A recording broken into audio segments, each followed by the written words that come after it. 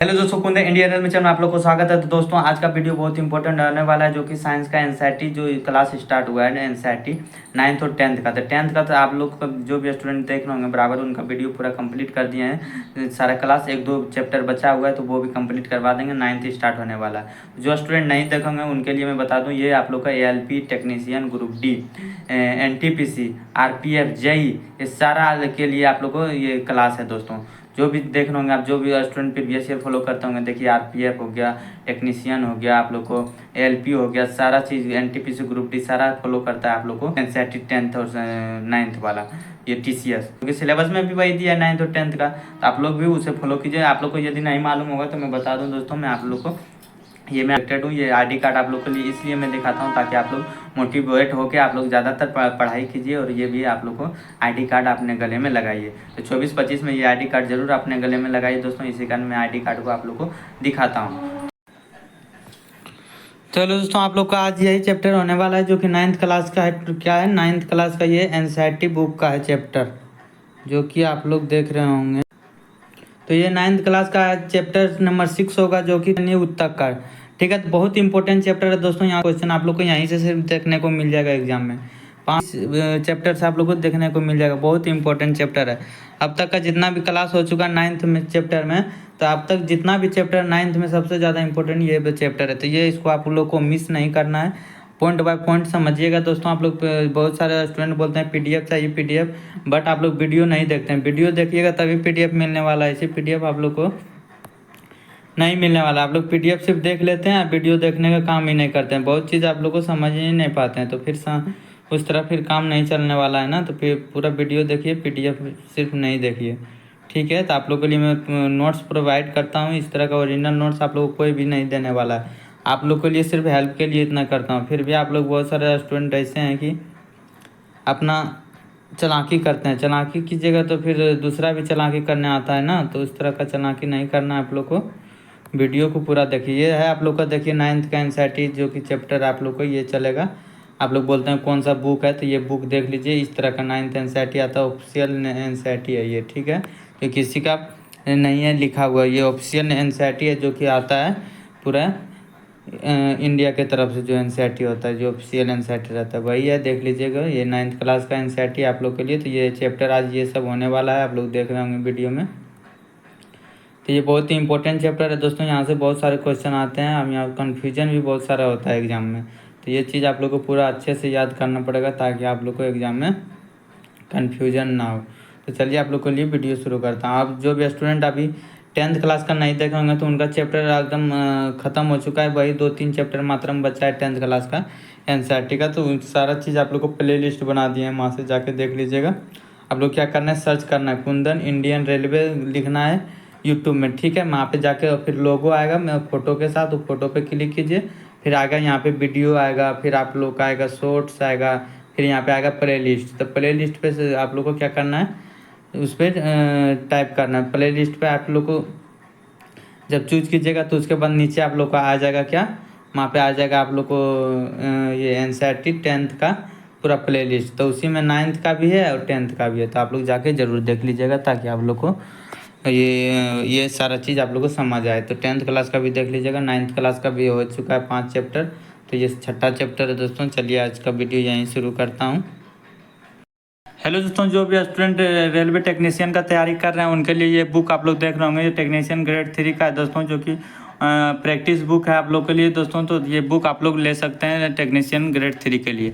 फिर आप लोग ये देख रहे होंगे, ये टेक्नीशियन ग्रेड 1 के आता है सिग्नल का। ये प्रैक्टिस बुक है दोस्तों। आप लोग ये बुक आप लोग ले सकते हैं, किरण पब्लिकेशन की ओर तरफ से आ रहा है। फिर आप लोग ये टेक्नीशियन ग्रेड 1 सिग्नल का है, जो कि ऑनलाइन CBT भर्ती परीक्षा है, जो कि बेसिक साइंस इंजीनियरिंग का है। ठीक है, जो कि बेसिक साइंस एंड इंजीनियरिंग का है। जो थ्योरी और MCQ यानी ऑब्जेक्टिव दिया रहेगा, थ्योरी भी दिया रहेगा, ऑब्जेक्टिव भी रहेगा। तो ये मैथ का भी लेना चाहते हैं तो आप लोग मैथ का भी ले सकते हैं, और फिर आप लोग को रीजनिंग का भी आता है, रीजनिंग का भी ले सकते हैं। तो ये सब सारा लिंक आप लोग को डिस्क्रिप्शन में दे देंगे। इनको ऑनलाइन ऑफलाइन माध्यम से दोनों माध्यम में मिल जाएगा।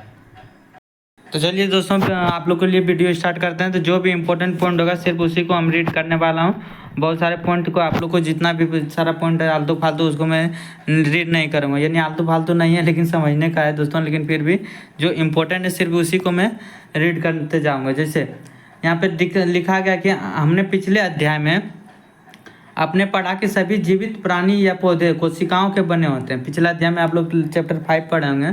एनसीईआरटी में ये है दोस्तों, यदि आप इसको समझना चाहते हैं तो चैप्टर वाइज करके पढ़ना पड़ेगा, ताकि तभी आप लोग को समझ आएगा। क्योंकि ये देखिए डायरेक्ट लिखा कि हमने पिछले अध्याय में आपने पढ़ा कि सभी जीवित प्राणी या पौधे कोशिकाओं के बने होते हैं। तो आप लोग क्या पता कि क्या पढ़े थे, तो जब तक आप चैप्टर 5 नहीं देखिएगा फिर 6 आपको समझ नहीं आएगा। तो एनसीईआरटी में चैप्टर बाय चैप्टर आप पढ़ते जाइए, तभी आप लोग को समझ आएगा। तो कोशिका होते हैं, एक कोशिकीय जीवों में सभी मौलिक कार्य एक ही कोशिका के द्वारा किए जाते हैं। जितना भी मौलिक कार्य है एक ही कोशिका के द्वारा किए जाते हैं। उदाहरण के लिए जैसे अम्बिवा में एक ही कोशिका द्वारा गति होता है। क्या होता है अम्बिवा में जो बोला गया है बहुत इंपॉर्टेंट है, क्योंकि अम्बिवा के बारे में पूछता ही क्वेश्चन।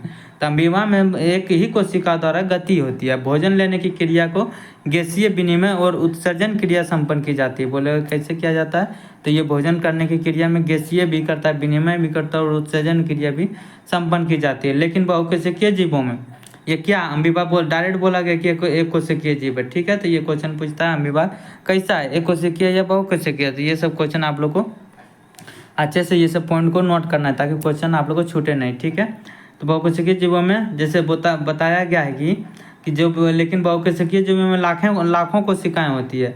इनमें से अधिकतर कोशिका कुछ विशिष्ट कार्यों को ही संपन्न करने में सक्षम होती है। प्रत्येक विशेष कार्य कोशिकाओं को विभिन्न समूहों द्वारा किया जाता है। क्या किया जाता है, विभिन्न समूहों द्वारा किया जाता है। तो रेड वाला ले लेते हैं, थोड़ा अच्छा लगे आप लोग के लिए। यदि बोला गया समूह के विशिष्ट कार्य को ही अति दक्षतापूर्वक संपन्न करने के लिए सक्षम होते हैं। मनुष्य में पेशीय कोशिका जो बोला गया, मनुष्य में जो है पेशीय कोशिका फैलती और सिकुड़ती है, जिससे गति होती है। मनुष्य में पूछे गति किससे होता है, तो ये पेशीय कोशिका द्वारा होता है, जो कि फैलती और सिकुड़ती है दोनों। ठीक है, जिसमें गति होती है। तंत्रिका कोशिकाएं तंत्रिका कोशिकाएं संदेशों की वाहक होती है। क्या होती है, संदेशों की वाहक होती है। रक्त हो गया, ऑक्सीजन हो गया, भोजन हो गया, हार्मोन हो गया और अपशिष्ट पदार्थों का वहन करता है। क्या करता है, अपशिष्ट पदार्थों का वहन करता है। जैसे रक्त हो गया, ऑक्सीजन हो गया, भोजन हो गया, हार्मोन हो गया और अपशिष्ट पदार्थों का वहन करती है, जो तंत्रिका कोशिका संदेशों की वाहक होती है। ठीक है, अतः बहुकोशिकीय जीवों में श्रम विभाजन होता है। क्या होता है, बहुकोशिकीय जीवों में श्रम विभाजन होता है। शरीर के अंदर ऐसी कोशिका जो कि एक तरह के कार्य को संपन्न करने में दक्ष होती है, सदैव एक समूह में होती है।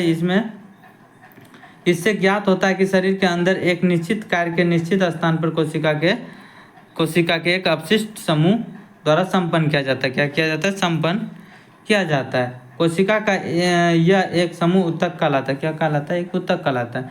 यह उत्तक अधिकतम जटिलता के कार्य कर सकने के लिए एक विशिष्ट क्रम में व्यवस्थित होते हैं। रक्त, फ्लोएम तथा पेशी उत्तक के उदाहरण है। पूछेगा रक्त, फ्लोएम तथा पेशी क्या ये एक उत्तक का उदाहरण पूछेगा। उत्तक का उदाहरण क्या है, तो रक्त भी एक उत्तक है, फ्लोएम भी एक उत्तक है तथा पेशी भी एक उत्तक है। तो बहुत इंपॉर्टेंट आप लोग को यहाँ से क्वेश्चन डायरेक्ट पूछता है। ठीक है, तो ये सब क्वेश्चन आप लोग को नोट करना है दोस्तों।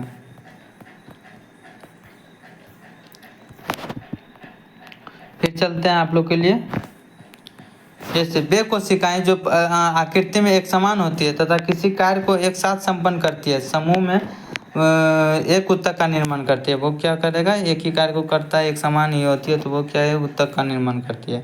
अब जैसे बोला गया यहाँ पे, क्या पौधे और जंतु एक ही तरह के उत्तकों से बने होते हैं, तो चलिए वो देख लेते हैं क्या बोला गया है इसमें। आप लोग को लगता होगा कि वीडियो नहीं बनाते हैं, वीडियो बनाते हैं दोस्तों। आप लोग इतना है ना, इतना 13 टोटल कितना 14 चैप्टर है। ठीक है, 14 पेज है टोटल, कितना है, 14 पेज है। ठीक है, इतना बोलते बोलते ये खांसी आने लगता है गले से, क्योंकि पूरा बोलते बोलते सूख जाता है ना। तो कितना पानी पी के आप वीडियो बनाइएगा फिर भी खांसी होने लगता है, तो कहीं कहीं बीच में छोड़ना पड़ता है। अब लगेगा कि वीडियो बनाए, लेकिन आप बोल ही नहीं सकते हैं। 1 मिनट बोलें फिर खांसी आ जाएगा, तो इसी कारण कभी कभी वीडियो आप लोग लेट हो जाता है। आप लोग बोलते हैं वीडियो में लेट क्यों करते हैं, टाइम लगता है दोस्तों। हम लोग मेरे को भी टाइम रहता है, ड्यूटी से आने के बाद भी खाना बनाओ, फिर अपना भी पढ़ाई करो, मोबाइल चलाओ, थोड़ा मोबाइल तो चलाना ही पड़ेगा ना, माइंड भी डिस्टर्ब होता, फिर सोना भी पड़ता। तो आप लोग के लिए जब भी टाइम मिलता है वीडियो बनाते हैं, बहुत सारे वीडियो भी बनाना पड़ता है ना, तो इसी कारण आप लोग के लिए थोड़ा लेट होता है। लेकिन आप लोग को मैं बोला हूँ कि एग्ज़ाम से पहले करवा देंगे, इतना गारंटी है, क्योंकि अभी एग्ज़ाम में टाइम है। जैसे दोनों में स्पष्ट अंतर है होता है, पौधे स्थिर होते हैं, वे गति नहीं करते हैं। जैसे बोला गया है जंतु और पौधे में क्या अंतर है, जंतु उत्तक पौधे उत्तक में स्थिर होते हैं, वे गति नहीं करते हैं, चूँकि उन्हें सीधा खड़ा होना होता है। क्या पेड़ के बारे बोला गया है, क्या होता है, उन्हें सीधा खड़ा होना होता है। अतः उनमें बड़ी मात्रा में सहारा प्रदान करने वाले ऊतक होते हैं। ये सहारा प्रदान करने वाले ऊतक प्राय मृत कोशिका के बने होते हैं। इंपॉर्टेंट है, तो ये क्वेश्चन डायरेक्ट पूछेगा, तो आप लोग को देख लीजिए। दूसरी ओर जंतु भोजन साथी और आश्रय की खोज में इधर उधर विचरण करते हैं। ये पौधे की अपेक्षा ऊर्जा का अधिक उपयोग करते हैं। जंतुओं के अधिकांश ऊतक क्या होता है, जब ये जीवित होती है। पौधों का अधिकांश मृत होता है, लेकिन जंतुओं का जो भी है उसका क्या होता है, जीवित होता है। अब जंतु और पौधे के बीच उनकी वृद्धि के प्रतिरूप एक विभिन्नता है। पौधों की वृद्धि कुछ क्षेत्रों में ही सीमित रहती है, जबकि जंतुओं में ऐसा नहीं होता है। पौधों में कुछ क्षेत्रों में ही सीमित रहता है, लेकिन जंतु में क्या होता है, ऐसा नहीं होता। पौधों के कुछ ऊतक जीवन भर विभाजित होते हैं। पौधे के जो है कुछ ऊतक वो जीवन भर विभाजित होते हैं। ऐसे ऊतक कुछ क्षेत्रों में भी सीमित रहते हैं। क्या होता है, सीमित रहते हैं। ऊतकों की विभाजन क्षमता के आधार पर ही पौधों के ऊतकों यानी पादप ऊतकों का वर्गीकरण किया जाता है, जैसे आप लोग को आगे दिखाया गया। जैसे बोला गया वृद्धि अथवा विभज्योतक तथा अस्थायी ऊतक, ये क्या है, जंतुओं में कोशिका की वृद्धि अधिक एकरूप होती है, तब जंतुओं में ये विभाज्य तथा अविभाज्य क्षेत्रों की कई निश्चित सीमा नहीं होती है। तो ये सब क्या है, वृद्धि जैसे हो गया, विभज्योतक हो गया, अस्थायी ऊतक हो गया, ये सब आप लोग को। फिर बोला गया है जैसे,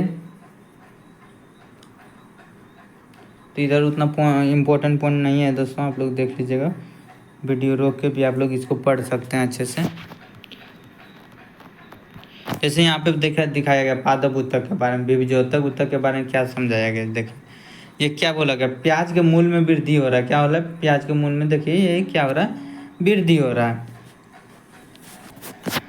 फिर इधर क्या बोला गया है, जैसे देखिए क्या बोला गया, जैसे पौधे में वृद्धि कुछ निश्चित क्षेत्रों में ही होती है। क्या होता है, पौधों में जो वृद्धि है कुछ क्या होता है, निश्चित क्षेत्रों में ही होती है। ऐसा विभाजित ऊतकों के उन भागों में पाए जाने के कारण होता है। ऐसे ऊतकों को विभज्योतक ऊतक कहते हैं। क्या कहते हैं, ऐसे ऊतकों को विभज्योतक ऊतक कहते हैं, यानी मेरिस्टेमेटिक टिश्यूज। तो ये क्या हो गया, विभज्योतक ऊतक। ठीक है, तो ये क्वेश्चन भी यहाँ से विभज्योतक ऊतक के बारे में पूछ लेगा, तो आप लोग को इसको याद रखना है। मेरिस्टेमेटिक टिश्यू हो गया, ठीक है, कहा जाता है। ये विभज्योतक किस भाग में स्थित होता है, तो विभज्योतक जो होता है, ये विभज्योतक ऊतक उपस्थिति वाले क्षेत्रों के आधार पर इन्हें शीर्षस्थ केबियम, पार्श्वीय तथा अंतःपृष्ठ भागों में वर्गीकृत किया जाता है। विभज्योतक ऊतक विभज्योतक ऊतक के द्वारा तैयार नई कोशिका प्रारंभ विभज्योतक ऊतक की तरह होती है, लेकिन जैसे यह बढ़ती और परिपक्व होती है, इनके गुणों में धीरे धीरे परिवर्तन होता है। क्या होता है, इनके गुणों में क्या होता है, धीरे धीरे परिवर्तन होता है। ये परिवर्तन होता है और ये दूसरे ऊतकों के घटकों के रूप में विभाजित हो जाती है। क्या कहता है, ये इसको दूसरे ऊतकों के घटकों के रूप में विभाजित हो जाती है। दोस्तों आप लोग देख रहे होंगे ये टेक्स्ट बुक का है। दोस्तों आप लोग टेक्स्ट बुक पे ऑफर चल रहा है, बहुत सारे स्टूडेंट बोलते हैं कि टेस्ट कहाँ से मारना है, तो ये आप लोग टेक्स्ट बुक देख रहे हैं। टेक्स्ट बुक ऐप पे आप लोग को ऑफर चल रहा है, जो कि मात्र ईयरली टेक्स्ट बुक पास 395 रुपया में दे रहा है। तो आप लोग ये कूपन कोड उपयोग कीजिएगा, जो दिख रहा है आप लोग को JQXKHX, ये कूपन कोड उपयोग कीजिएगा दोस्तों, आप लोग को 12% का डिस्काउंट मिलेगा। ठीक है, तो आप लोग को ये अभी सबसे लोवेस्ट प्राइस में दे रहा है आप लोग का। अभी सेशन चल रहा है 28 से 30 सितंबर के बीच में, मात्र में आप लोग को 2 दिन ही का ये मौका दिया जा रहा है। फिर आप लोग को जाके 699 रुपया हो जाएगा, तो फिर ईयरली पास 699 में आप लोगों को मिलेगा। अभी 395 रुपया मात्र में मिलेगा। तो ये कूपन कोड उपयोग जरूर कर लीजिएगा, ताकि 12% डिस्काउंट मिले। यदि एक बार में आप लोग को कूपन कोड काम नहीं करता है, 2 बार 3 बार करके आप ये उपयोग कीजिए, देखिए फिर काम कर जाएगा। तो आप लोग को यहाँ पे 12% डिस्काउंट मिल जाएगा, तो आप लोग जाके जरूर ले लीजिएगा। तो क्या है, यहाँ पे धीरे धीरे परिवर्तन होता है और ये दूसरे ऊतकों के घटकों के रूप में विभाजित हो जाती है। जैसे यहाँ पे लिखा गया ये है विभज्योतक ऊतक दोस्तों, इसका पूछता है आप लोग को इस तरह फिगर भी देके आप लोग को क्वेश्चन यहाँ डाटे से पूछता है कि किसी पौधे में विभज्योतक स्थिति क्या है, तो ये दे देगा यहाँ पे इस तरह एरो दे देगा, 1 नंबर पूछेगा, फिर यहाँ पूछेगा 2 नंबर, ये 3 नंबर। अब इसी में से कोनो एक शिफ्ट में पूछ लेगा 2 नंबर, किसी एक शिफ्ट में पूछ लेगा 3 नंबर का क्या नाम है, किसी तीसरा शिफ्ट में पूछ लेगा ये पहला नंबर का क्या नाम है, तो ये पास विभज्योतक ऊतक हो जाता है। ये अंत है यानी बीच में अंत विशिष्ट, ये शीर्ष के ऊपर है तो शीर्ष विभज्योतक ऊतक है। तो इस तरह का क्वेश्चन डायरेक्ट आता है एग्जाम में। तो आप लोग को ये चीज़ आप लोग वीडियो देखिएगा तभी मालूम चलेगा, ओनली पीडीएफ देखने से काम नहीं चलने वाला है। बहुत सारे स्टूडेंट पीडीएफ देख के भाग जाते हैं सिर्फ। विभज्योतक की स्थिति होता है प्रयोग के शीर्ष विभज्योतक ऊतक जड़ों एवं तनों की वृद्धि वाले भाग में विद्यमान रहता है तथा यह उनकी लंबाई में वृद्धि करता है। ये बहुत इंपॉर्टेंट है, जो पूछता है ये शीर्ष विभज्योतक ऊतक के बारे में क्या करता है इसका काम, तो ये जड़ों एवं तनों की, यहाँ पर सबसे इंपॉर्टेंट है, जड़ों एवं तनों की वृद्धि वाले भाग में विद्यमान रहता है। क्या करता है, जड़ों और तनों, पूछे कहाँ रहता है, जड़ों और तनों में, ठीक है, रहता है। इनकी लंबाई में वृद्धि करने का काम है कौन, शीर्ष विभज्योतक ऊतक का। तने की परिधि या मूल में वृद्धि करता है, ये लंबाई में वृद्धि भी करता है, ये तनों की परिधि या मूल में भी वृद्धि करता है, बहुत इंपॉर्टेंट। ये पार्श्व विभज्योतक ऊतक यानी कैम्बियम के कारण होती है, किसके कारण, ये पार्श्व विभज्योतक यानी कैम्बियम के कारण होता है, बहुत इंपॉर्टेंट है। यहाँ से क्वेश्चन डायरेक्ट कुछ देखने को मिलेगा, ठीक है। अब फिर यहाँ पे देखिए, ये तो हो गया शीर्ष। अब आप आ गया अंत वाला, ठीक है, अंत विशिष्ट विभज्योतक ऊतक के बारे में दिया गया, ठीक है, जो बीच में था, ये अंत विभज्योतक ऊतक है ना इनका। ये कुछ पौधों में परसिंधियों के पास, ये परसिंधियों के पास पाए जाते हैं। क्या पाए जाते हैं, कुछ पौधों में परसिंधियों के पास पाए जाते हैं। जैसे विभज्योतक की कोशिकाएं, ये क्या बोला है विभज्योतक के बारे में कि विभज्योतक की कोशिकाएं अत्यधिक क्रियाशील होती है। क्या होता है, ये अत्यधिक क्रियाशील होती है। विभज्योतक की कोशिकाएं क्या होती है, अत्यधिक क्रियाशील होती है। उनके पास बहुत अधिक कोशिका द्रव, पतली कोशिका भित्ति और स्पष्ट केंद्रक होते हैं। क्या होता है, ये क्वेश्चन भी पूछ लिया क्या क्या होता है, तो कोशिका द्रव होता है, पतली कोशिका भित्ति होती है और स्पष्ट केंद्रक होते हैं, ठीक है। उनके पास राजधानी नहीं होती। क्या होता है ये, उनके पास क्या होता है, राजधानी नहीं होता, इंपॉर्टेंट पूछ लिया। अंत विशिष्ट विभज्योतक ऊतक कैसी होती है, ये पतली होती है, ठीक है, पतली कोशिका भित्ति होती है इसमें राजधानी नहीं होती है, ठीक है, जो एब्जॉर्व करता है। क्या हम सोच सकते हैं कि उनके पास राजधानी क्यों नहीं होती है। आप कोशिकाओं पर आधारित अध्याय में उल्लेखित राजधानियों के कार्यों के संज्ञान ले सकते हैं, ठीक है। अब आगे अस्थायी ऊतक के बारे में, ठीक है, तो ये भी इम्पोर्टेंट आप लोग को, यहाँ पे सारा चैप्टर आप लोग को पॉइंट इंपॉर्टेंट है, देखो पॉइंट मिस मत कीजिएगा, यदि मिस कर दिए तो फिर आप पीछे चला जाइएगा। जैसे विभज्योतक ऊतक द्वारा बनी कोशिकाओं का क्या होता है, जो विभज्योतक द्वारा बनी कोशिकाओं का क्या होता है, ये एक विशिष्ट कार्य करती है और विभाजित होने की शक्ति को खो देती है। क्या होती है, विशिष्ट कार्य करके जो विभाजित होने की शक्ति होती है उनको खो देता है ये अस्थायी ऊतक, जिसके फलस्वरूप वे अस्थायी ऊतक का निर्माण करते हैं, यानी वो अस्थायी ही रहता है, ठीक है। वो जो होता है जो विभाजित करते हैं उनको ये शक्ति को खो देता है, इसी कारण इसका नाम अस्थायी ऊतक हो गया, निर्माण करते। इस प्रकार के विशिष्ट कार्य करने के लिए अस्थायी रूप से आकार लेने की क्रिया को विविधीकरण कहते हैं। विभज्योतक ऊतक की कोशिका विशिष्टीकृत होकर विभिन्न प्रकार के अस्थायी ऊतक का विकास करती है। हम नेक्स्ट में चलते हैं, क्या है,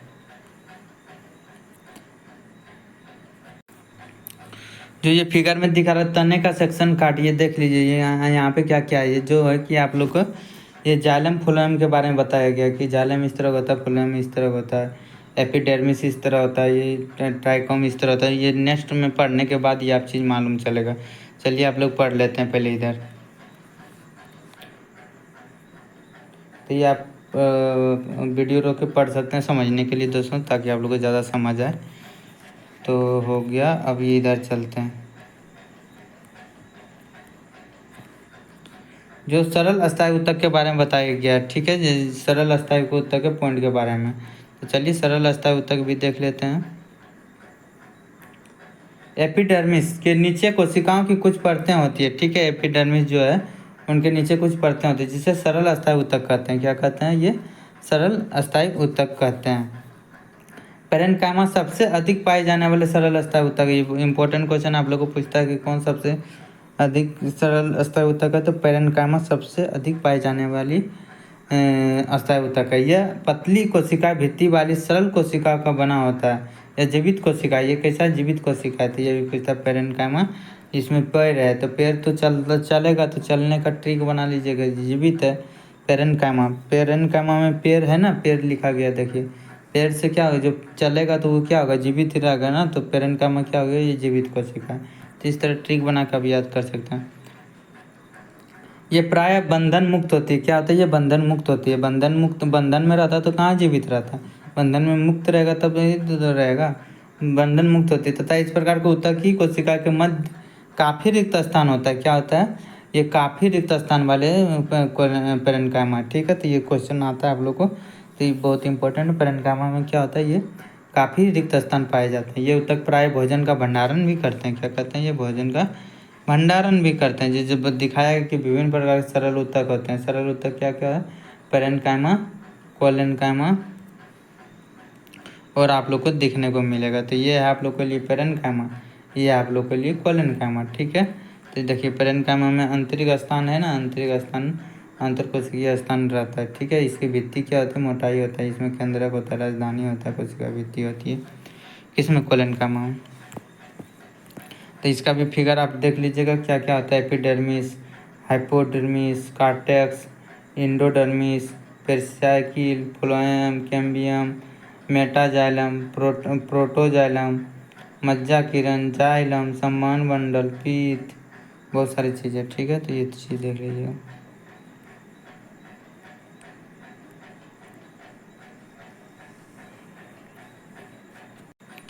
फिर आप लोग यहाँ देख रहे हैं कि क्या लिखा गया है, करते कुछ पेरेन्काइमा ऊतक में क्लोरोफिल पाया जाता है। जो पेरेन्काइमा ऊतक है वो क्या है, क्लोरोफिल पाया जाता है, जिसके कारण प्रकाश संश्लेषण की क्रिया संपन्न होती है। तो पेरेन्काइमा में क्या पाया जाता है, ये क्लोरोफिल पाया जाता है। यहाँ पे लिखा गया जैसे, जिसके कारण ये क्या होता है, प्रकाश संश्लेषण की क्रिया संपन्न होती है। अस्थाइयों में उन जो स्थितियों में इन ऊतकों को कोलेन्काइमा हरित ऊतक कहा जाता है। क्या कहा जाता है, हरित ऊतक कहा जाता है। जलीय पौधों में पेरेन्काइमा की कोशिका के मध्य हवा की बड़ी गुहिकाएँ यानी कैविटीज होती है, जिसके कारण ये जल में उतर आती है। इस प्रकार के पेरेन्काइमा को एरेन्काइमा भी कहते हैं। जो जल में रहेगा उसको क्या कहता है, यहाँ पे देखिए, जलीय पौधे में पेरेन्काइमा की कोशिका मध्य हवा की बड़ी गुहिका होती है, जो कि ये जल में उतरती है। इस पेरेन्काइमा को एरेन्काइमा कहते हैं। जो जल में उतरेगा एरेन्काइमा कहेगा। इसका पौधे में क्या होता है, लचीलापन का गुण होता है। एक अन्य अस्थायी ऊतक कोलेन्काइमा के कारण होता है। लचीलापन पूछेगा किसके कारण होता है, तो कोलेन्काइमा के कारण होता है। ठीक है, तो ये भी याद रखना। यह पौधे के विभिन्न भागों, पत्ती, तना में बिना टूटे हुए लचीलापन लाता है। यह पौधे को यांत्रिक सहायता की भी प्रदान करता है। कौन, कोलेन्काइमा। हम इस ऊतक को एपिडर्मिस के नीचे यानी पर्णवृत्त में पा सकते हैं। इस ऊतक की कोशिकाएं जीवित, लंबी और अनियमित ढंग से कोने पे मोटी होती है। तो ये क्वेश्चन पूछता है, आप लोग याद रखना। कोलेन्काइमा क्या होता है, जीवित होता है, ये लंबी और अनियमित ढंग से कोने पे मोटी होती है तथा कोशिकाओं के बीच बहुत कम स्थान होता है। किसमें, कोलेन्काइमा में बहुत कम स्थान होता है, और पेरेन्काइमा में क्या बोले थे, उसमें अधिक स्थान होता है। अब एक अन्य प्रकार का ऊतक जो कि एस्केलेन्काइमा। एस्केलेन्काइमा बहुत इंपॉर्टेंट, ये भी क्वेश्चन आता है होता है। यह ऊतक पौधे को कठोर एवं मजबूत बनाता है। पूछा एस्केलेन्काइमा क्या बनाता है, ये कठोर एवं मजबूत बनाता है। ये चीज़ याद रखना आप लोग। कोलेन्काइमा क्या बनाता है, कमजोर बनाता है। पेरेन्काइमा क्या बनाता है, तो वो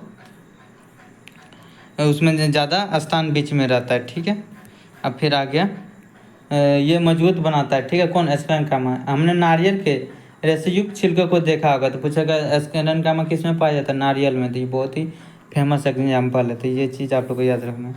यह एस्केलेन्काइमा ऊतक से बना होता है। क्या होता है, ये एस्केलेन्काइमा ऊतक से बना होता है। इस ऊतक की कोशिकाएं मृत होती है। पूछेगा जीवित होती है, मृत होती है, तो एस्केलेन्काइमा मृत होती है। कि नारियल में तो मृत रहेगा ना, तो इस तरह भी ट्रिक लगा के या तो कर सकते हैं। जाइलम भी थी, कोलेन्काइमा भी जीवित है, पेरेन्काइमा भी जीवित है। तो इसका क्या होता है, मृत होती है। ठीक है, ये लंबी और पतली होती है। क्या होता है, ये लंबी भी होती है, पतली भी होती है, क्योंकि इस ऊतक की भित्ति लिग्निन के कारण मोटी होती है। तो पूछ लेता है स्क्लेरेंकाइमा में किसके कारण मोटी होता है, तो लिग्निन के कारण ये मोटी होती है। ये भित्तियाँ प्राय इतनी मोटी होती है कि कोशिका के भीतर कोई भी आंतरिक स्थान नहीं होता है। बहुत इंपॉर्टेंट है, कोई भी आंतरिक स्थान किसमें, स्क्लेरेंकाइमा में नहीं होती है। यह तक तने में संवहन मंडल के समीप पत्तों की शिराओं में तथा बीजों और फलों के कठोर छिलकों में उपस्थित होता है। किसमें तने में संवहन मंडल के समीप, पत्तों की शिराओं में भी तथा बीजों और फलों के कठोर छिलकों में उपस्थित है। ये पौधों के भागों में मजबूती प्रदान करता है। तो नेक्स्ट में देखते हैं, तो यही देख लीजिए, ये द्वार कोशिका का दिया गया फिगर की द्वार कोशिका तथा एपिडर्मिस कोशिका पास दृश्य और पृष्ठ दृश्य के बारे में ये ऐसा इसका फिगर रहता है। तो ये फिगर आप लोग देख सकते हैं दोस्तों। जैसे आप लोग को फिर नेक्स्ट में क्या लिखा गया है, जैसे आप लोग को जो आप देख रहे होंगे, कोशिका की सबसे बाहरी परत एपिडर्मिस का होता है। क्या होता है, कोशिका जो होता है उसका बाहरी परत क्या होता है, एपिडर्मिस का होता है। एपिडर्मिस प्राय कोशिकाओं की एक ही परत की बनी होती है। एपिडर्मिस पूछेगा किसका कितने प्रकार का होता है, तो एक ही प्रकार की कोशिका का बनी होती है। शुष्क स्थानों पर मिलने वाले पौधों में एपिडर्मिस मोटी हो जाती है। जो शुष्क स्थान है वहाँ पे यदि एपिडर्मिस मिला है तो वो क्या होता है, मोटी हो जाती है। और जो जल के क्षय से बचाव होता है, ये क्या करता है, ये पेड़ होता है ना, उनका ये छाल जो होता है वही मोटा हो जाता है, ताकि जो जल है वो जल बाहर नहीं हो सके। क्योंकि जो कि शुष्क स्थान पे जल ज़्यादा सोखेगा तो फिर पेड़ पौधे क्या होगा, मृत्यु हो जाएगा उसको, यानी मर जाएगा। तो यही होता है उसमें एपिडर्मिस, इसलिए उसमें मोटी होती है। यहाँ पे तक ये बोला गया।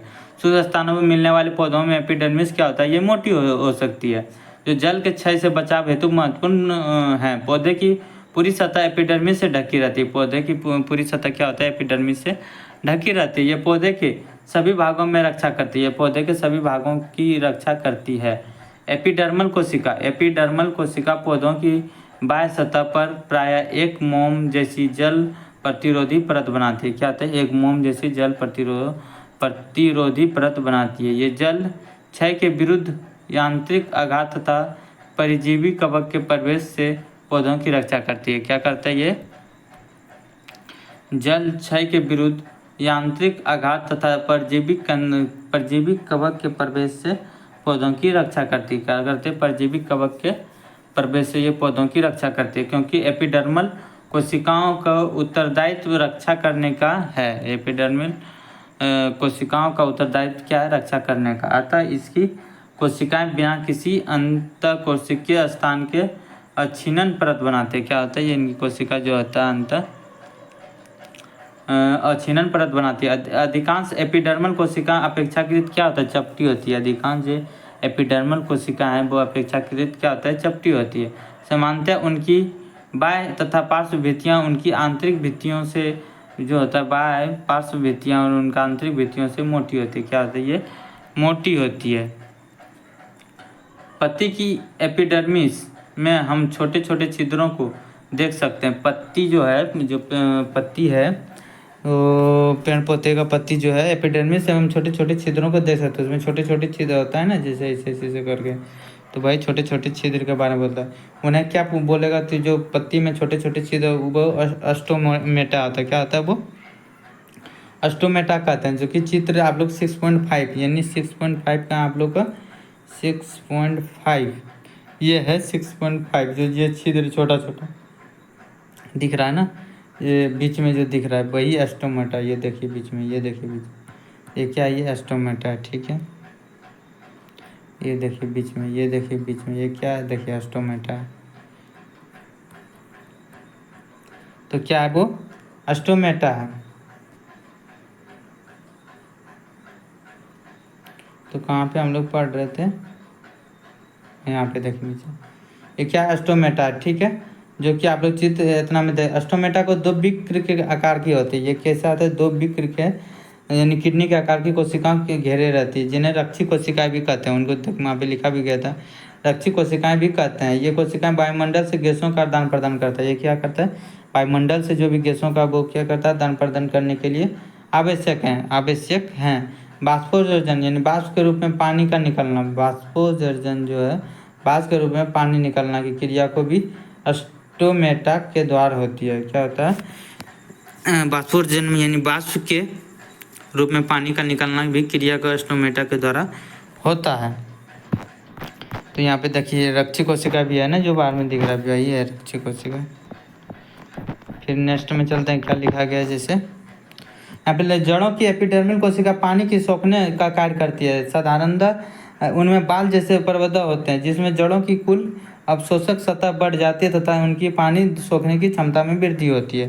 तो ये है दोस्तों, आप लोग को एनसीईआरटी थोड़ा इसमें बोरिंग फील होगा, बट बोरिंग नहीं फील करना है, इसका महत्व को जानना है, तब आपको जाके इसमें आप लोग का फुल में फुल नंबर आने वाला है। तो एक पॉइंट आप लोग को मिस नहीं करना है, अच्छे से मेहनत करना है। 1 बार 2 बार 3 बार जितना बार वीडियो देखिए आप लोग ये समझने की कोशिश कीजिए। एक बार में समझ नहीं आता तो दूसरा बार देखिए, लेकिन आप लोग समझिए, एनसीईआरटी छोड़ के मत भागिए, हम तो यही बोलेंगे। और पहले दूसरा टीचर से भी पढ़ लीजिए, बट आप लोग को एक बार एनसीईआरटी जरूर पढ़ना चाहिए।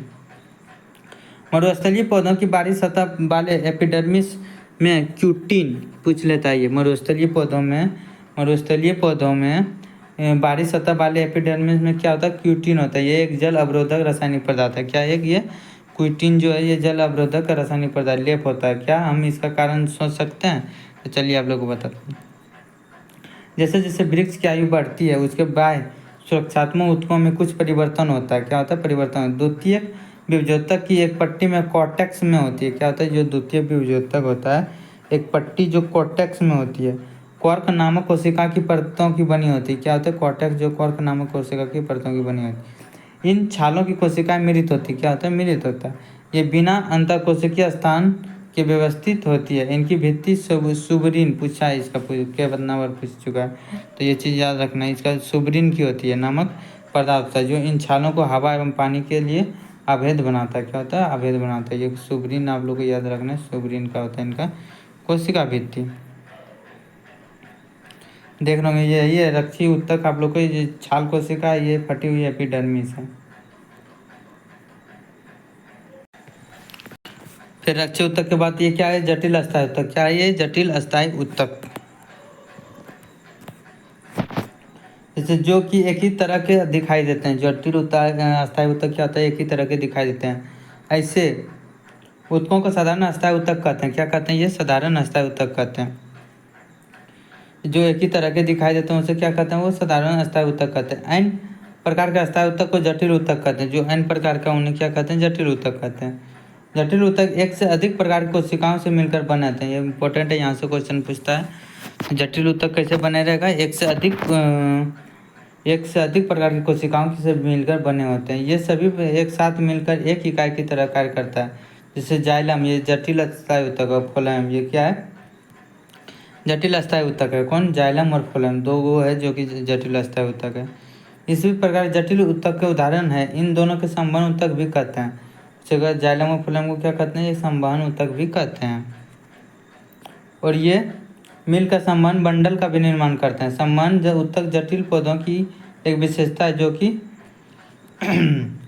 उनके स्थलीय वातावरण में रहने के अनुकूल बनाती है। क्या बनाती है? स्थलीय वातावरण में रहने के लिए अनुकूल बनाती है। जो चित्र 6.3 में देख रहे हैं, दोनों के एक भाग दिखाया गया है। क्या हम संवहन मंडल में मौजूद विभिन्न प्रकार की कोशिकाओं को देख सकते हैं? 6.3 कहाँ आ गया? ये 6.7 है, 6.3 में बोला गया है।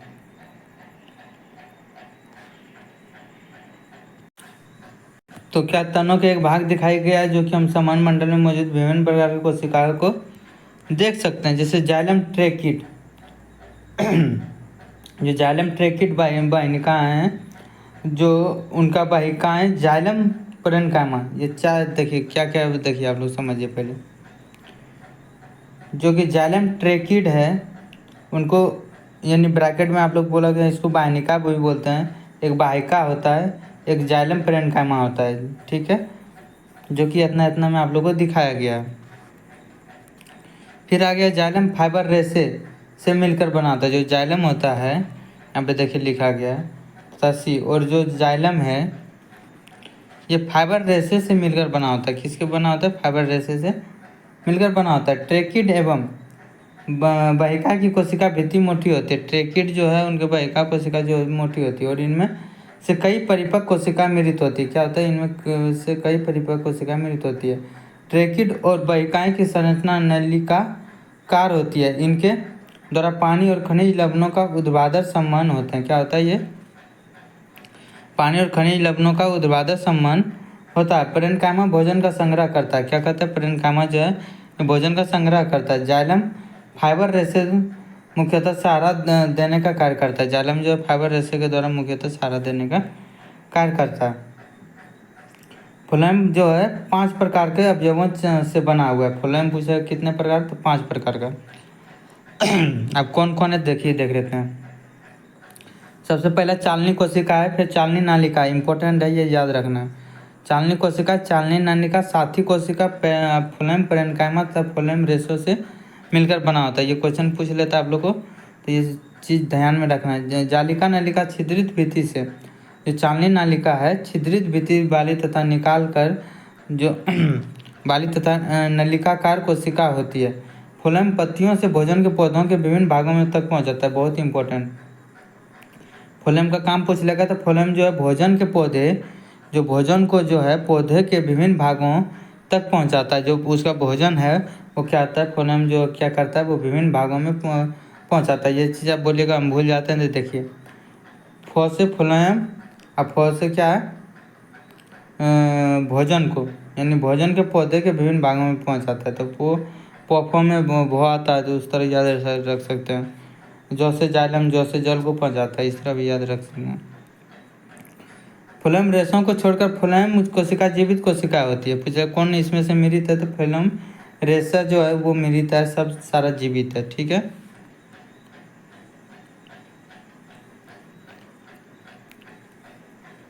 यहाँ पे देखिए ट्रेकिड ये है, बाइका ये है, जाइलम पेरेन्काइमा ये है, फ्लोएम सेक्शन ये है। तो इस तरह का क्वेश्चन पूछता है। फिगर भी आप लोग को याद रखना है, कभी कभी फिगर पूछता है।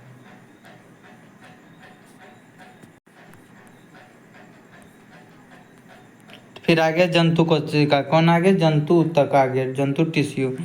ठीक है। जब हम सांस लेते हैं तब हम अपनी छाती की गति को महसूस कर सकते हैं। ये बात सही है भाई? तो महसूस तो करते हैं, कर सकते हैं। शरीर के अंग कैसे गति करते हैं उसके लिए हमारे पास कुछ विशेष कोशिकाएं होते हैं जिन्हें हम पेशीय कोशिका कहते हैं। क्या कहते हैं? पेशीय कोशिका कहते हैं। ये देखिए आमाशय में भी पेशीय कोशिका होता है, इस तरह बताया गया है। ये चिकनी पेशीय रेशा है। तो ये पेशीय रेशा है जो केंद्रक होता है। यहाँ पे चिकनी पेशीय रेशा होता है, कोशिका होता है।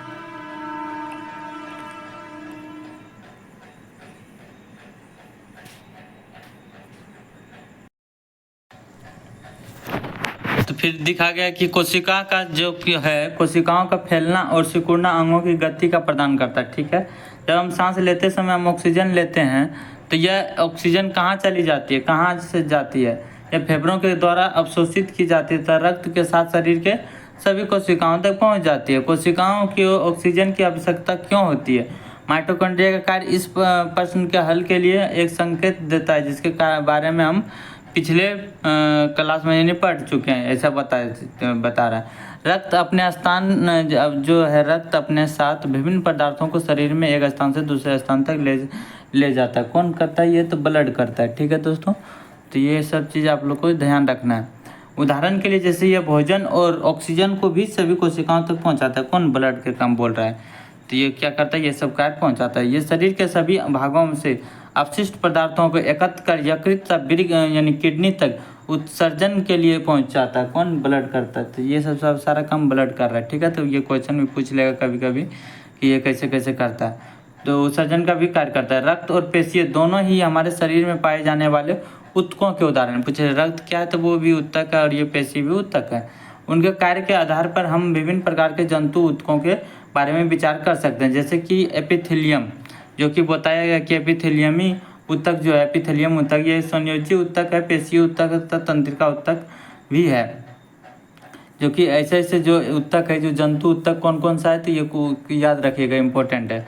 जो जंतु ऊतक में क्या होगा देख रहे होंगे बारे में विचार। जैसे कि एपिथेलियम ऊतक भी जंतु ऊतक है, संयोजी ऊतक भी जंतु है, पेशीय ऊतक भी तथा तंत्रिका ऊतक भी एक। ये सब क्या है? ये रक्त संयोजी ऊतक भी है। रक्त जो है संयोजी ऊतक के प्रकार है। तो वो सब जंतु ऊतक हो गया। और ये रक्त जो है, रक्त पूछता है कौन सा ऊतक है, ये संयोजी ऊतक का प्रकार है। तथा पेशी जो है पेशीय ऊतक का है। ठीक है। पेशी जो है पेशीय ऊतक का है।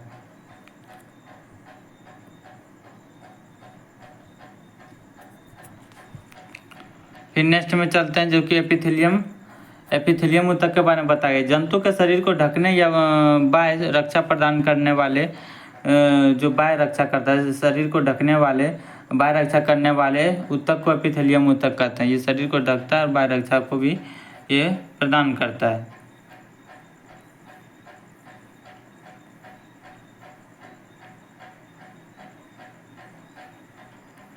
तो आप लोग के एपिथेलियम ऊतक के बता दिए। तो एपिथेलियम ऊतक कितने प्रकार का होता है? 4 प्रकार का होता है। ठीक है दोस्तों, आप लोग ये याद रखना है, जो कि हो गया आप लोग के लिए संयोजी ऊतक हो गया, पेशीय ऊतक हो गया, तंत्रिका ऊतक हो गया, और ये एपिथेलियम ऊतक हो गया। तो ये क्या हो गया? 4 ऊतक होता है जंतु कोशिका। तो आप लोग कहाँ हम लोग देख रहे थे? तो यहाँ पे देख रहे थे एपिथेलियम शरीर के अंदर स्थित बहुत से अंगों के और गुहाओं को ढकते हैं। ये विभिन्न प्रकार के शारीरिक तंत्रों एक दूसरे से अलग करने के लिए अवरोध का निर्माण करते हैं, जैसे त्वचा हो गया, मुंह हो गया, आहार नाली हो गया, रक्त वाहिनी, नली का स्तर, फेफड़ों की गुफिका, वृक्कीय नली आदि सभी एपिथेलियम ऊतक से बने होते हैं। तो बहुत इंपॉर्टेंट है, पूछ लेता है क्वेश्चन कि ये सब कौन सा ऊतक से बना हुआ है। तो त्वचा जो है, मुंह में जो है, आहार नली में है, रक्त वाहिनी है, जो नली का स्तर है, फेफड़ों की जो गुफिका है, वृक्कीय नली है, आदि सभी एपिथेलियम ऊतक। ये सब पॉइंट आप लोग को एक कॉपी में नोट कीजिए जब आप लोग क्लास देख रहे होते हैं, तो ताकि डायरेक्ट क्वेश्चन आप लोग को आएगा तो समझ आएगा। ठीक है, तो ये सब सारा एपिथेलियम ऊतक का उदाहरण पूछ लेगा। एपिथेलियम ऊतक की कोशिका क्या होता है? एक दूसरे से सटी होती है। एपिथेलियम ऊतक की कोशिका एक दूसरे से सटी होती है, एक अनवरत परत का निर्माण करता है। ठीक है दोस्तों, तब इस तरह आप पढ़ते जाइए, रिवीजन करते जाइए, चैप्टर वाइज आप लोगों को क्वेश्चन लगाइए। चैप्टर पढ़ लिए तो अब इसका क्या करना है? क्वेश्चन लगाना है। अब वीडियो यदि नहीं आ पाता है, 4-5 दिन 6 दिन लग जाता है, कम से कम 2-3 दिन तो गैप करके टाइम में ही मिलता है दोस्तों। तो इसको बनाते बनाते 1 से 2 दिन ही लग जाता है। तो आप लोग इसको जब तक नहीं करते हैं तब तक आप लोग रिवीजन करते रहिए। इसका एक चैप्टर देखिए, फिर से एक वीडियो देखिए, उसके बाद दूसरा इसका ऑब्जेक्टिव का चैप्टर निकालिए, वहाँ से आप लोग सारा प्रीवियस ईयर क्वेश्चन कर लीजिए। आप लोग को समझ आ जाएगा कि क्या क्वेश्चन आता है, तो एक निर्माण करता है। ठीक है, जैसे आप बोला गया है यहाँ पे। तो ये देखिए 4 ऊतक आप लोग को दिख रहा होगा। ये जो है सल्की है, जो कि चपटी है। ठीक है, ये एक घनाकार है। ठीक है, घनाकार ऊतक है। ये एक देखिए अस्तमाकार यानी पंचमावी यानी लंबी है। ठीक है, और ये जो है अस्तिरित सल्की जो कि बाहर त्वचा होती है। ये विभिन्न प्रकार के ये सब एपिथेलियम ऊतक का उदाहरण है। ठीक है, कौन सा ऊतक का है? एपिथेलियम ऊतक का उदाहरण। चलिए अब यहाँ से देख लेते हैं क्या लिखा गया। करती इन परतों के बीच चिपकाने वाले पदार्थ कम होते हैं। क्या होते हैं? इनके परतों के बीच जो है चिपकाने वाले पदार्थ कम होते हैं, तथा कोशिकाओं के बीच बहुत कम स्थान होता है। जो कोशिका होता है उनके बीच क्या होता है? बहुत कम स्थान होता है। अस्पष्ट जो भी पदार्थ शरीर में प्रवेश करता है, जो भी पदार्थ शरीर में प्रवेश करता है या बाहर निकलता है, वह एपिथेलियम की किसी परत से होकर अवश्य गुजरता है। जो भी शरीर से हम लोग अंदर कर रहे हैं या बाहर निकल रहे हैं, वो एपिथेलियम ऊतक से ही अवश्य होकर गुजरेगा। ठीक है, इसके फलस्वरूप विभिन्न प्रकार के एपिथेलियम कोशिकाओं के बीच की पारगम्यता शरीर तथा बाहरी वातावरण और शरीर के विभिन्न अंगों के बीच पदार्थों के आदान प्रदान में महत्वपूर्ण भूमिका निभाती है। पदार्थों के आदान प्रदान में क्या होती है? पदार्थों के आदान प्रदान में महत्वपूर्ण भूमिका निभाती है। सामान्यतः सभी एपिथेलियम को एक बाह्य रेशेदार आधार झिल्ली उसे नीचे रहने वाले ऊतकों से अलग करती है। क्या होता है? झिल्ली जो कि बाह्य रेशेदार आधार है, वो झिल्ली जो है उसे नीचे रहने वाले ऊतकों से ये अलग करती है, जो चित्र नंबर 6.9 में दर्शाया गया है अनुसार दर्शाया गया। विभिन्न एपिथेलियम की संरचना जो है, विभिन्न एपिथेलियम है उनकी संरचना विभिन्न प्रकार की होती है। क्या होता है? विभिन्न प्रकार की होती है, जो उनके कार्यों पर निर्भर करती है। क्या करता है? उनके कार्यों पर निर्भर करती है। उदाहरण के लिए जो है कोशिका में रक्त नालिका स्तर या गुफिका, जहाँ पदार्थ का संबंध वर्णात्मक पराग झिल्ली द्वारा होता है, वहाँ पर चपटी एपिथेलियम ऊतक की कोशिका होती है। तो ये चीज़ पूछेगा, आप लोग यहाँ पे ध्यान दीजिएगा। देखिए 2022 में 3 बार क्वेश्चन पूछा गया है, तो आप लोग ये चीज़ याद रखिएगा कि एपिथेलियम की संरचना विभिन्न प्रकार की होती है, जो उनके कार्यों पर निर्भर करती है। उदाहरण के लिए जो कोशिका में रक्त नलिका स्तर या गुफिका, ये रक्त नलिका स्तर या गुफिका जहाँ पदार्थ का संवरण परावर्तन करता है, वो परागम झिल्ली द्वारा होता है। पूछ लेगा ये कौन सा झिल्ली? तो परागम झिल्ली द्वारा होता है। ठीक है, वहाँ पे चपटी एपिथेलियम ऊतक की कोशिका होती है। पूछेगा कौन सी ऊतक की कोशिका होती है? तो वो चपटी एपिथेलियम की कोशिका की होती है। फिर इनके सरल सल्की एपिथेलियम कहते हैं, इनको भी सरल सल्की एपिथेलियम भी कहते हैं। ये अत्यधिक पतली और चपटी होती है। क्या होती है? अत्यधिक पतली और चपटी होती है तथा कोमल भी होते हैं। अस्तर का निर्माण करती है। आहार नली तथा मुंह का अस्तर, जो आहार नली है और मुंह का अस्तर भी सल्की एपिथेलियम से ढका हुआ है। किसके? सल्की एपिथेलियम के से ढका हुआ है, क्योंकि यहाँ से डायरेक्ट क्वेश्चन आता है।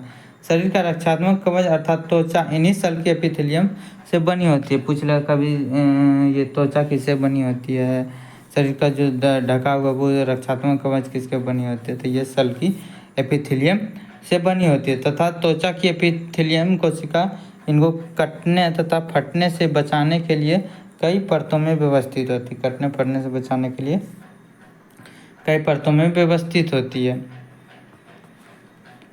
क्योंकि ये कई परतों के पैटर्न में व्यवस्थित होती है, इसलिए इन एपिथेलियम को स्वोत्तरित सल्की एपिथेलियम कहते हैं। इन एपिथेलियम को क्या कहते हैं? स्वोत्तरित सल्की एपिथेलियम कहते हैं। जहाँ अवशोषण और स्राव होता है। क्या होता है? जहाँ अवशोषण और स्राव होता है। जैसे आंत का भीतरी स्तर, जो आंत का भीतरी स्तर है, वहाँ लंबी एपिथेलियम कोशिका मौजूद होती है।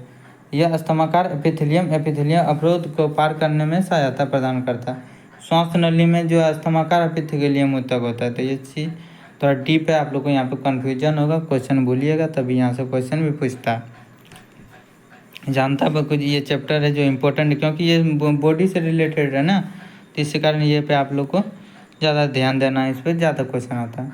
ऊतक में पश्चात्मक शिला होते हैं, जो कि एपिथेलियम सिलिया होता है। पश्चाभ सिलिया होते हैं, जो कि एपिथेलियम ऊतक की कोशिकाओं की सतह पर बाल जैसी रचना होती है। ये प्रक्षाभ गति कर सकते हैं तथा इनकी गति श्लेष्मा को आगे स्थानांतरित करके साफ करने में सहायता करती है। इस प्रकार के एपिथेलियम को पश्चिमावी स्तमाकार एपिथेलियम कहते हैं। तो इसको क्या कहते हैं? पश्चिमावी स्तमाकार एपिथेलियम कहते हैं। घनाकार एपिथेलियम, जो कि वृक्कीय नली तथा लार ग्रंथि की नली के स्तर का निर्माण करता है। तो पूछे घनाकार एपिथेलियम कहाँ होता है? जो वृक्क नली में तथा जो लाल ग्रंथि का नली है उसका स्तर का ये निर्माण करता है। तो ये क्या करता है? वृक्कीय नली और लाल ग्रंथि का निर्माण स्तर का निर्माण करता है, ये भी इम्पोर्टेंट है। जहाँ यह उसे आंतरिक सहारा प्रदान करता है। यह एपिथेलियम कोशिका प्राय ग्रंथि कोशिका के रूप में भी अतिरिक्त विशेषता अर्जित करती है, जो एपिथेलियमी ऊतक की सतह पर पदार्थों का स्राव कर सकते हैं। क्या करता है? पदार्थों की सतह पर पदार्थों का स्राव करती है। कभी कभी एपिथेलियम ऊतक का कुछ भाग अंदर की ओर मुड़ा होता है तथा एक कोशिकीय ग्रंथि का निर्माण करता है। यह ग्रंथिल एपिथेलियम कहलाता है। जो कोशिकीय ग्रंथि का निर्माण करेगा उसको क्या कहेंगे? एपिथेलियम कहलाता है, ग्रंथिल एपिथेलियम कहलाता है। फिर आप लोग का आ गया संयोजी ऊतक। संयोजी ऊतक रक्त एक प्रकार का संयोजी ऊतक। सबसे पहला पॉइंट तो यहीं से डायरेक्ट एक क्वेश्चन पूछेगा। ऐसे संयोजी ऊतक क्यों कहते हैं, इस अध्याय की भूमिका में हम जानते हैं। जैसे संयोजी ऊतक जो है कि कोशिका आपस में कमजोरी होती है और अंतर कोशिकीय आधात्री यानी मैट्रिक्स में धसी होती है। ठीक है, अंतर कोशिकीय इनका क्या है? संयोजी ऊतक के बारे में धसी होती है। यह अगांती जेली की तरह संघन या कठोर हो सकती है। अघातीय की प्रकृति विशिष्ट संयोजी के ऊतक के कार्य के अनुसार बदलती रहती है।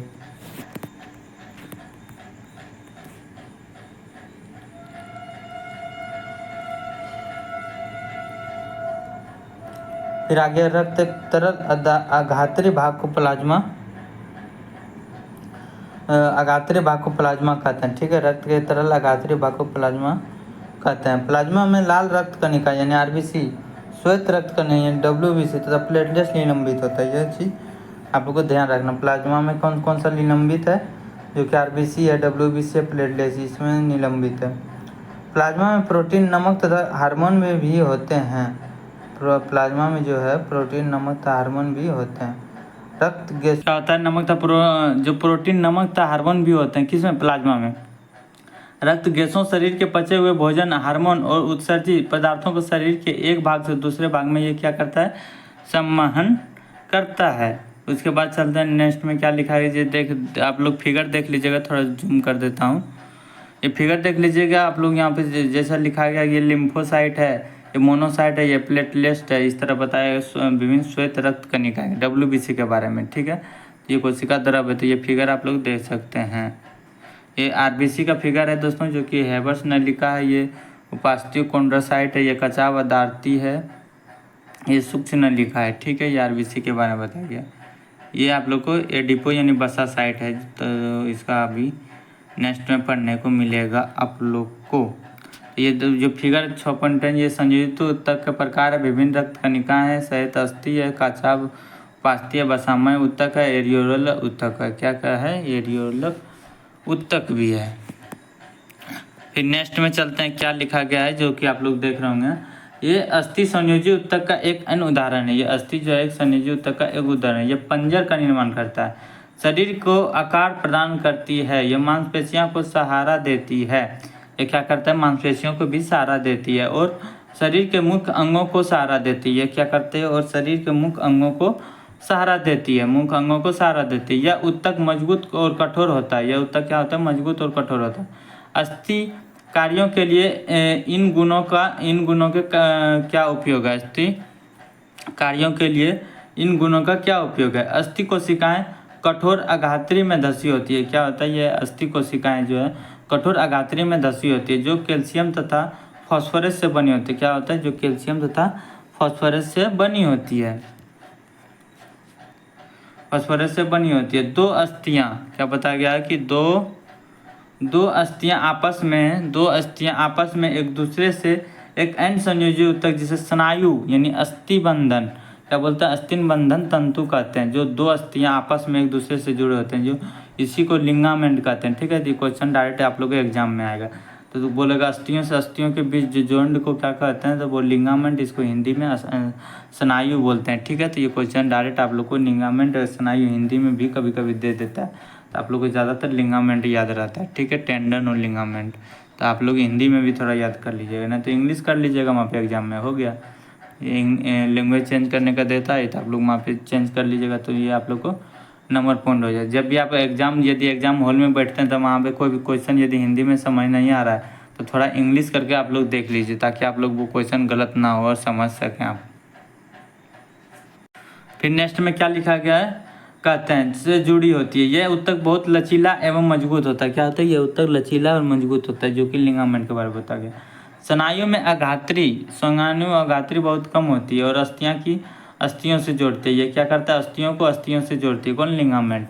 एक अन्य प्रकार का संयोजी ऊतक, ये भी संयोजी ऊतक है, वो भी संयोजी ऊतक है, ठीक है, जो कि कैंड्रा यानी टेंडन है, जो ये अस्थियों से मांसपेशियों को जोड़ता है। तो पूछेगा अस्थियों से मांसपेशियों को कौन जोड़ता है? वो टेंडन है। और जो बोलेगा अस्थियों से अस्थियों को जोड़ता है वो क्या है? स्नायु यानी लिंगामेंट है, ठीक है।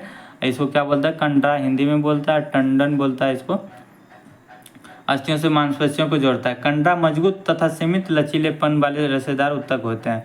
उपास्थि कार्टिलेज, क्या बोलता है? उपास्थि कार्टिलेज एक अन्य प्रकार का संयोजी ऊतक। ये उपास्थि भी एक संयोजी ऊतक है, तो ये भी क्वेश्चन आता है, जिसमें कोशिकाओं के बीच पर्याप्त स्थान होता है। क्या होता है? इसमें कोशिकाओं के बीच पर्याप्त स्थान होता है। इसकी ठोस अगात्री क्या होता है? प्रोटीन और शर्करा की बनी होती है। जो कि इनके ठोस अगात्री होती है, ये प्रोटीन और शर्करा की बनी होती है। किसका बना होता है? प्रोटीन और शर्करा की बनी होती है, ठीक है, बनी होती है। यह अस्थियों को जोड़ों को चिकना बनाती है। ये क्या करता है? अस्थियों को जोड़ों को चिकना बनाती है। उपास्थि नाक, कान, कंठ और श्वास नली में भी उपस्थित होती है। तो उपास्थि पूछे कहाँ होता है? नाक में भी होता है, कान में भी होता है, कंठ और श्वास नली में भी उपस्थित होती है। डायरेक्ट क्वेश्चन आता है। हम कान की उपास्थि को मोड़ सकते हैं, परंतु हाथ की अस्थि को नहीं। क्योंकि सोचिए, इसको क्यों नहीं मोड़ सकते हैं? क्योंकि एरियोलर संयोजी ऊतक त्वचा और मांसपेशियों के बीच, रक्त नलिका के चारों ओर तथा नसों और अस्थि मज्जा में पाया जाता है। कौन? एरियोलर ऊतक पूछे कहाँ पाया जाता है, तो ये भी क्वेश्चन इंपॉर्टेंट है। तो ये क्या होता है? ये एरियोलर भी एक संयोजी ऊतक है। ये त्वचा और मांसपेशी के बीच, रक्त नलिका के चारों ओर तथा नसों और अस्थि मज्जा में पाया जाता है, ठीक है। तो देखिए दोस्तों, ट्रेन हॉर्न मार रहा है, तो आप लोग भी आइए और ये ट्रेन को आगे से हॉर्न मरवाइए, ठीक है। लोको पायलट बन के, या आप लोग जिसमें भी आना चाहते हैं लोको पायलट। टेक्नीशियन के लिए बहुत अच्छा है दोस्तों मौका। टेक्नीशियन में आप लोग को एक एग्ज़ाम है, डायरेक्ट एग्ज़ाम दीजिए, सिलेक्शन लीजिए। तो आप लोग एक एग्ज़ाम के लिए मेहनत कीजिए और डायरेक्ट सिलेक्शन लीजिए। तो टेक्नीशियन के लिए बहुत अच्छा। फिर ग्रुप डी हो गया, NTPC हो गया, तो बहुत सारे एग्ज़ाम है दोस्तों। आप लोग वैकेंसी कम है बट आप लोग के लिए थोड़ा थोड़ा सब में आप लोग को एग्ज़ाम देने का मौका मिलेगा। फिर धीरे धीरे आप लोग को सिलेक्शन होगा। तो आप लोग एकदम एग्ज़ाम देते रहिए और सारा फॉर्म भर दीजिए, जिसमें एलिजिबल है, बिना एलिजिबल है, कोई भी फॉर्म भर दीजिए, बट एग्ज़ाम सब में दीजिए। सिलेक्शन जिसमें एलिजिबल होंगे उसी का होगा, लेकिन बट आप लोग एग्ज़ाम सभी का दीजिए। जैसे अभी आप MTS का एग्ज़ाम हो रहा था, यदि फॉर्म भर दिए तो उनको ये नहीं मत सोचिएगा नहीं जाएंगे, जाइए देने के लिए, क्योंकि एक्सपीरियंस बढ़ता है MTS का एग्ज़ाम देने या कोई भी एग्ज़ाम देने से। तो क्या होता है, ये बीच रक्त नलिका का चारों ओर तथा नसों और अस्थि मज्जा में पाया जाता है, एरियोलर ऊतक। यह अंगों के भीतर की खाली जगह को भरता है, आंतरिक अंगों को सहारा प्रदान करता है और ऊतकों की मरम्मत में सहायता करता है। ऊतकों की मरम्मत में भी सहायता करता है। हमारे शरीर में वसा कहाँ संचित होता है? वसा का संग्रह करने वाले वसामय ऊतक होता है।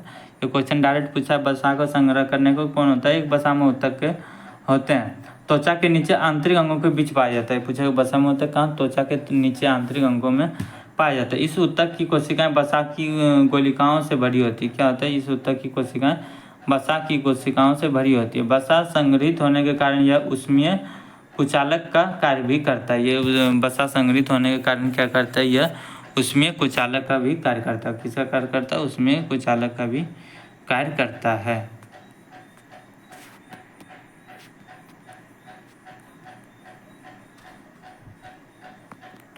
पेशीय ऊतक किसके बारे में बताया? पेशीय ऊतक। पेशीय ऊतक लंबी कोशिकाओं का बना होता है। किसका होता है? पेशीय ऊतक जो है, पेशीय ऊतक जो है लंबी। पेशीय ऊतक के बारे में क्या बोले? पेशीय ऊतक लंबी कोशिकाओं का बना होता है, जिसे पेशीय रेशा कहते हैं। पेशीय रेशा भी कहा जाता है। यह हमारे शरीर में गति के लिए उत्तरदायी। क्या है? ये हमारे शरीर में गति के लिए उत्तरदायी है। पेशियों में एक विशेष प्रकार की प्रोटीन होती है, जिसे सिकुड़ने वाले प्रोटीन कहते हैं, जिसके संकुचन एवं प्रसार के कारण होती है। कुछ पेशियों की एवं इच्छा अनुसार गति कर सकता है। हाथ और पैर में विद्यमान पेशियों को हम अपनी इच्छा अनुसार कार्य करते हैं। हाथ पैर जिधर चलाना चाहते हैं अपने अनुसार कार्य होता है, वही बता गया। गति कर सकते हैं एवं उनकी गति को रोक सकते हैं। इस तरह पेशियों को ऐच्छिक पेशियाँ, जो अपने अनुसार हो रहा है, जैसे हाथ पैर हो गया, ये अब हम यदि हिलाना चाहेंगे हिलेगा, रोकना चाहेंगे रोकेंगे। तो ये क्या है? ऐच्छिक, यानी अपने हिसाब से हो रहा है, ऐच्छिक अपना अनुसार हो रहा है। तो ये ऐच्छिक पेशी होगा। इनका क्वेश्चन पूछता है तो आप लोग को ये चीज़ याद रखना है। इन पेशियों को कंकाल पेशी भी कहा जाता है। क्या कहा है? कंकाल पेशी। कंकाल रहेगा तब तो ये रुकेगा, क्योंकि ये अधिकतर हड्डियों से जुड़ी होती है, इसी कारण। तथा शरीर गति में सहायक होती है। सूक्ष्मदर्शी से देखने पर यह पेशियाँ हल्के तथा गहरे रंगों में एक के बाद एक रेखाओं या धारियों की तरह प्रतीत होती है। इसी कारण इसे रेखित पेशी भी कहते हैं। क्या कहते हैं? इसी को रेखित पेशी भी कहते हैं। तो क्वेश्चन यहाँ से भी पूछा है। इस ऊतक की कोशिकाएं लंबी, बेलनाकार, शाखाकृत और बहुनाभीय होती है। क्या होता है? बहुनाभीय भी होता है, ये बेलनाकार भी होती है। आहार में ये भोजन का प्रवाह या रक्त नलिका का प्रसार एवं संकुचन जैसी गतियाँ ऐच्छिक नहीं है। इन गतियों को हम स्वयं संचालित नहीं कर सकते। जैसे आहार नाली, भोजन, भूख लग गया है, रक्त नलिका जो रक्त में ब्लड दौड़ रहा है, उसमें संकुचन हो रहा है, ये सब क्या हमारे बस का बात है? रोकने का नहीं रोक सकते। तो ये ऐच्छिक नहीं है, ये अनैच्छिक आ जाएगा। ठीक है, ये अनैच्छिक क्रिया हो जाएगा। ठीक है, तो इन गतियों को हम स्वयं संचालित नहीं कर सकते, अर्थात ये हम इन गतियों के इच्छानुसार ये बंद नहीं कर सकते। तो ये क्वेश्चन पूछ लेगा, तो ये क्या होगा? ऐच्छिक नहीं है, ये अनैच्छिक क्रिया है। ठीक है, अब बताएंगे कि चिकनी पेशी के बारे में। चिकनी पेशियाँ जो होता है उनके बारे में। चिकनी पेशियाँ जो कि अथवा अनैच्छिक पेशियाँ, जो चिकनी पेशियाँ, अनैच्छिक पेशियाँ, इनकी गति को नियंत्रित करती है। ये आँख की पलक जैसे मूत्रवाहिनी और फेफड़ों की सौसौनी में भी पाया जाता है। क्या ये चिकनी पेशियाँ या अनैच्छिक पेशियाँ? ठीक है, कोशिका लंबी और इनका आखिरी सिरा नुकीला होता है। क्या होता है? आखिरी सिरा नुकीला होता है, जबकि ये एक केंद्रीय होती है। क्या होता है? ये एक केंद्रीय होती है। इनके आरेखित पेशी भी कहा जाता है। इनको क्या कहता है? आरेखित पेशी कहता है। इनका नाम आरेखित क्यों है? इनका आगे बताया गया। हृदय की पेशियाँ जीवन भर लयबद्ध होकर प्रसार एवं संकुचन करती है। इन अनैच्छिक पेशियों को कार्डिक यानी हृदय पेशी भी कहा जाता है। क्या कहते हैं इन पेशियों को? हृदय जो लयबद्ध कर रहा है हृदय में जीवन में, उसको क्या कहते हैं? हृदय पेशियाँ यानी कार्डिक पेशियाँ कहते हैं। हृदय की पेशी कोशिकाएं बेलनाकार होता है, शाखाओं वाली और एक केंद्रीय होती है। तो पूछ रहा था कभी हृदय की कोशिका कैसा होता है, तो बेलनाकार होगा, शाखाओं वाली होगा, एक केंद्रीय होती है। तो चिकनी पेशियाँ किस में पाई जाती है, तो 2022 में पूछा जाता है रेखित अरेखित में। अरेखित की विशेषता पूछा गया था। 12 नंबर चैप्टर। तो ये देखिए यहाँ पे दिया गया केंद्रक के बारे, धारियाँ के बारे में, तो पेशीय कोशिकाओं के बारे में भी दिया गया। यहाँ देखिए पेशीय उत्तक है, ये रेखित पेशीय, चिकनी पेशीय, कार्डिक है, हृदय पेशीय है। तो बहुत सारी पेशियाँ हैं जो कि यहाँ पे दिखाया गया। तो इधर फिर देख लेते हैं क्या बोला गया है। बोला गया तंत्रिका उत्तक के बारे में, सभी कोशिकाओं में उत्तेजना के अनुकूल प्रतिक्रिया करने की क्षमता होती है। यद्यपि तंत्रिका उत्तक की कोशिका बहुत शीघ्र उत्तेजित हो जाती है। तंत्रिका उत्तक क्या होता है, बहुत शीघ्र उत्तेजित हो जाती है और इस उत्तेजना को बहुत ही शीघ्र पूरे शरीर में एक स्थान से दूसरे स्थान तक पहुंचती है।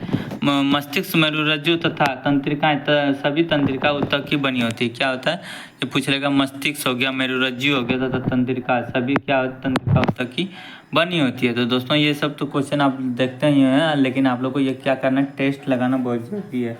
तभी टेक्स्ट बुक के ऑफर चल रहा है 28 से 30 सितंबर के बीच। आप लोग टेक्स्ट बुक पास नहीं लिए होंगे तो आप लोग जाके जरूर ले लीजिएगा, जो शुरू में दिखाए गए थे आप लोग को। और कूपन कोड जो बताए गए हैं 12% डिस्काउंट मिल जाएगा, वो कूपन कोड यूज कीजिएगा। एक बार में यदि कूपन कोड आप लोग को नहीं काम करता है तो दोबारा यूज कीजिएगा, दो बार 3 बार में आप लोग को ये कूपन कोड यूज हो जाएगा। जो पिछले बार कूपन कोड यूज किए होंगे उनको डिस्कनेक्ट करके आप लोग फिर से मेरा न्यू कूपन कोड उपयोग करके आप लोग टेक्स्ट बुक पास ले लीजिए। ज़्यादा से ज़्यादा स्टूडेंट टेस्ट मारिए, ठीक है। और सारा आप लोग को वीडियो बना हुआ है, मैथ कहाँ से पढ़ना है, रीजनिंग कहाँ से पढ़ना है, साइंस कहाँ से पढ़ना है, कौन सा टीचर बेस्ट है, क्या है, सारा वीडियो आप लोग को बनाए जाके वीडियो देख सकते हैं। तो ये क्या इम्पोर्टेंट है, मस्तिष्क, मेरुरज्जु तथा तंत्रिका सभी तंत्रिका उत्तकों की बनी होती है। तंत्रिका उत्तक की कोशिका तंत्रिका कोशिका या न्यूरॉन कहा जाता है, ठीक है। न्यूरॉन में कोशिकीय केंद्रक तथा कोशिका द्रव साइटोप्लाज्मा होते हैं।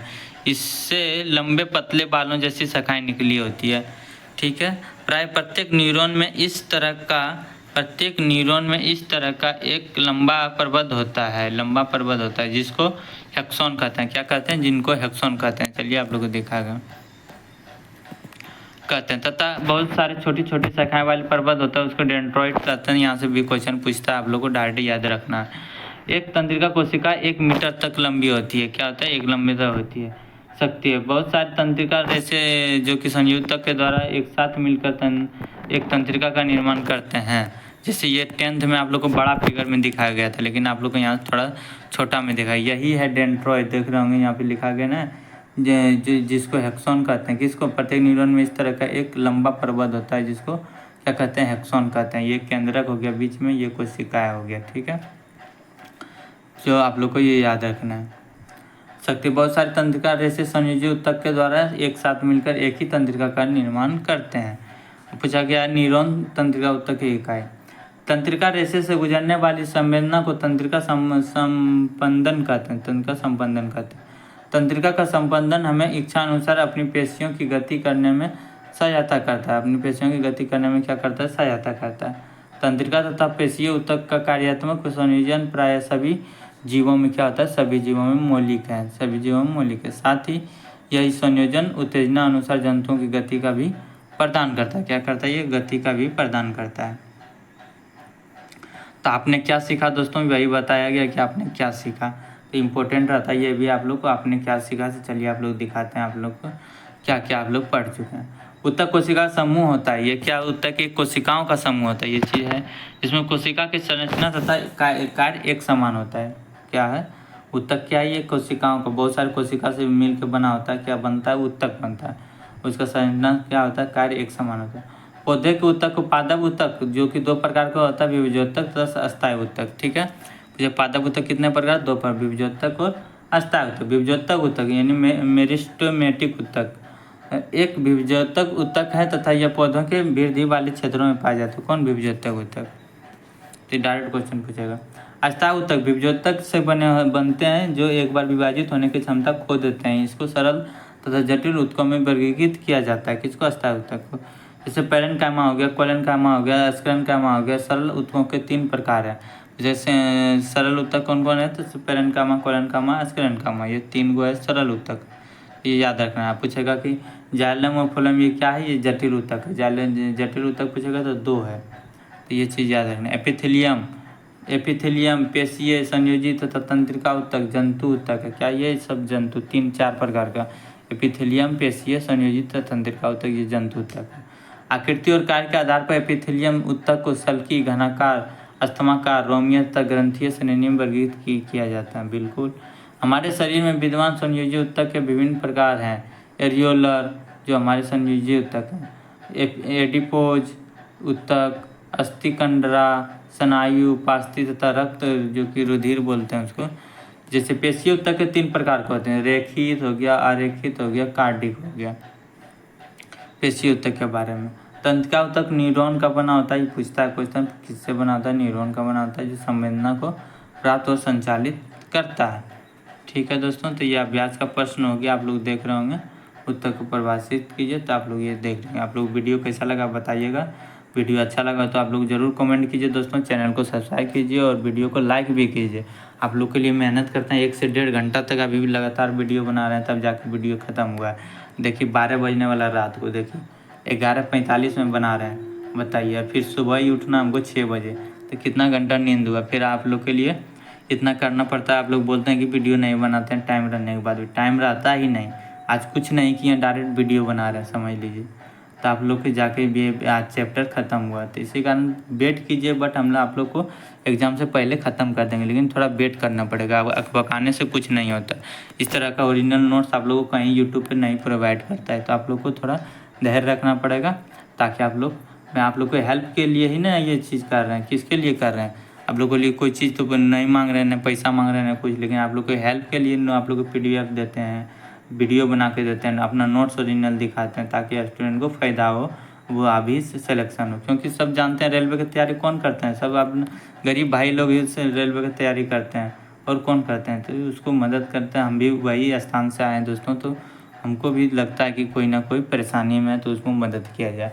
तो आप लोग को ज़रूर, आप लोग भी अपना मेहनत दिखाइए, थोड़ा वीडियो लाइक कीजिए, कमेंट कीजिए, थोड़ा हो सके तो आप लोग शेयर भी कर सकते हैं। चैनल भी सब्सक्राइब कर लीजिए, बहुत सारे स्टूडेंट नहीं करके रखे हैं।